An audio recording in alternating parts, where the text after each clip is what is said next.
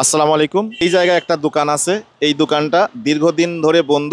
তো আমরা এখানে স্থানীয় যারা আছে তাদের কাছ থেকে বিষয়টা শুনবো যে কেন এই দোকানটা বন্ধ। তো এই দোকানে যদি মালসামানা না থাকে তাহলে এই দোকানটা আমরা মালসামানা তুলে মানে চালু করার ব্যবস্থা করা যায় কিভাবে সেটা করব। তার আগে আমরা এখানকার স্থানীয় ভাইদের সাথে কিছু কথা বলবো এবং আমরা ওনার বাড়িতে যাব, কি সমস্যার কারণে এই দোকানটা বন্ধ আছে। আসসালামু আলাইকুম। ওই দোকানটা কেন বন্ধ আপনি কি কিছু জানেন? দোকানটা উনি অসুস্থ, তো বললাম যে ওর লাঞ্চে নাকি টিউমার হয়েছে, ওই জন্যই বন্ধ আছে। আচ্ছা, ওনার দোকানটা আগে মালসামানা ছিল? হ্যাঁ, মালপত্র ছিল, দোকানদারি যখন করেছে তখন তো মাল চামি না কিছু ছিলই। তো এখানে আরেক ভাই আছে, ভাইয়ের কাছ থেকে শুনবো। ভাই আসসালামু আলাইকুম। ওয়ালাইকুম আসসালাম। তো আমরা আসলাম যেহেতু আপনার দোকানের সামনেই ওই যে ওই দোকানটা দীর্ঘদিন ধরে বন্ধ আপনার দোকানের সামনে, যার কারণে আপনার কাছ থেকে জানতে চাচ্ছি যে খুব শর্টকাটে বলবেন মানুষটার দোকান কেন বন্ধ এবং ওনার বাড়ি কি আশেপাশেই নাকি আমরা ওনার বাড়িতে যাব এবং দোকানটা চালু করার চিন্তা ভাবনা করছি। ওনার বাসা মাঠপাড়া, এখানেই, খুব একটা বেশি দূরে না। ওনার ক্যান্সার হয়েছে, ফুসফুসিতে ক্যান্সার সম্ভবত।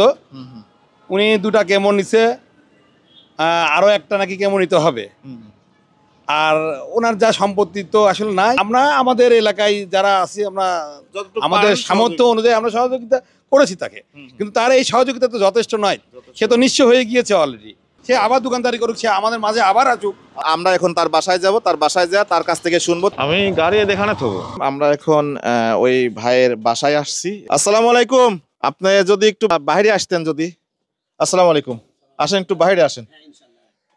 ভালো আছেন আপনি? ওয়ালাইকুম সালাম। আসেন একটু বাইরে আসেন। আপনার নাম যেন কি? আমার নাম টেনু মল্লিক। টেনু মল্লিক? জি, টেনু নাম, ডাকনাম টেনু আমার। ওই যে বাজারে আমরা একটা দোকান দেখে আসছি, ওই দোকানটা কি আপনার? ওই দোকানটা আমারই। আচ্ছা, এই দোকানটা আমি খুব অসুস্থ হয়ে গেছি। হুম। অসুস্থর কারণে আমার এই দোকানটা মাল সামান সবকিছু বিক্রির পর আমি এখনো অসুস্থই আছি। আমি এখনো অসুস্থ আছি। আমার অনেক টাকা পয়সা লাগবে এখনো একটা কিমো নিতে। মানে ওই দোকানটা আগে রানিং ছিল, ছিল, পরে অসুখ হওয়ার কারণে মাল সামানা বিক্রি করতে করতে এখন দোকান বন্ধ হয়ে গেছে। বন্ধ হওয়ার পর এখন 21 দিন পর পর 20,000 টাকা করে আমাকে কিমো নেওয়া লাগে। আমার ফুসফুসিতে একটা টিউমার হয়েছে, এটা কিমো নিতে হয়। তা আমি এখনো আমার আচ্ছা আমি বলি, সে হচ্ছে এখন আমরা চাচ্ছি যে আমাদের জায়গা থেকে আমরা যতটুকু সহযোগিতা করার আমরা করব। আপনার দোকানের যদি মাল সাবানা তুলে চান সেটা আমরা করতে পারি, বা আর্থিক সহযোগিতা যদি চান সেটা আমরা করতে পারি আমাদের জায়গা থেকে। আপনার সিমলাতে রানিং এ 15 দিন পর 20,000 টাকা লাগবে। তারপরে ওখানকার ডাক্তার আবার ঢাকা যাইতে বলেছে, রেডোয়া থেরাপি নেবার লাগবে। তাতে আমার এখনো অনেক টাকা পয়সার দরকার সামনে। আচ্ছা, আমি অসুস্থ এখনো অনেক আছি। এখন আমি আচ্ছা, যদি কেউ আপনাকে সহযোগিতা করতে চায় তাহলে কিভাবে করবে, কোন ওয়েতে, কিভাবে করবে? জি, আমাকে কোনো নাম্বার বা কোনো কিছু আছে? জি, আমার বিকাশ নাম্বার আছে। আমার নাম্বার জানেন? বিকাশ নাম্বার জানি আমি।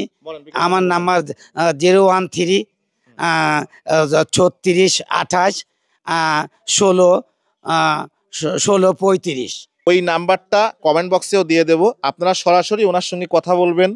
কথা বলার পর আপনারা যদি মনে করেন যে ওনাকে সহযোগিতা করা প্রয়োজন এই মানুষটাকে, তাহলে আপনারা ওনাকে সহযোগিতা করতে পারেন। আর একটা বিষয়, ওনার দোকান, আপনার দোকানটা যদি আপনি বলেন যে আপনি আমার দোকানের মাল সামানা তুলে দিয়ে যান, আমার ছেলে বা আমি যদি চালাতে পারেন আমি সব কমপ্লিট করে দিই। এটা আপনি ভেবে চিন্তে আমাকে জানাবেন, আমি সেইভাবে ব্যবস্থা নেব। আচ্ছা, ইনশাল্লাহ। এখানে যেটা আছে এটা আপনি রাখেন।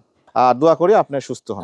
অসহায় মানুষটার খোঁজ আমার এই ভাই দেশে। ভাইয়ের নাম আর ভাই যদি বলতেন কিছু এই মানুষটার বিষয়ে। আমার নাম মোহাম্মদ পামরুজ ইসলাম। আমি গত শুক্রবারে জুমার নামাজে কলাবাগান মসজিদে পড়ছিলাম, তখন আর কি ইমাম সাহেব বললো যে উনি অসুস্থ, ক্যান্সার। তখন আমি নামাজ শেষ করে আর কি আমার ওই আপনার কথা মনে হলো যে আমার এক ভাই আছে, তাতে আপনার সাথে যোগাযোগ করে আপনাকে বিষয়টা বললাম আর কি।